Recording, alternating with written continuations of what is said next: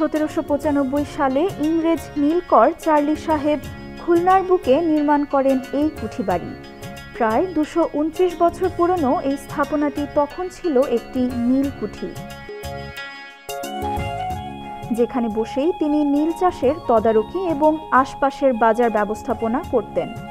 চার্লির এই কুঠিবাড়ি কেবল তার বাসস্থান নয়, এটি ছিল নীলকরদের প্রশাসনিক কেন্দ্র। এখান থেকেই পরিচালিত হতো সাহেবের হাট, যা পরবর্তীতে স্থানীয়দের মুখে চার্লির হাট নামে পরিচিতি পায়। এই হাটই ধীরে ধীরে রূপ নেয় আজকের বড় বাজারে। এখান থেকে চার্লি নিয়ন্ত্রণ করতেন তার অধীনস্থ জমিদার ও কৃষকদের। নীল চাষের নামে চলত শোষণ আর অত্যাচার। খুলনায় নীল চাষ শুরু হয় মূলত 1801 সালে। তখন দৌলতপুরে এন্ডারসন প্রথম নীলকুঠি স্থাপন করেন। এরপর শহরের রেলওয়ে হাসপাতাল রোডে স্থাপিত হয় এই কুঠি, যা পরে চার্লির কুঠিবাড়ি নামে পরিচিতি পায়।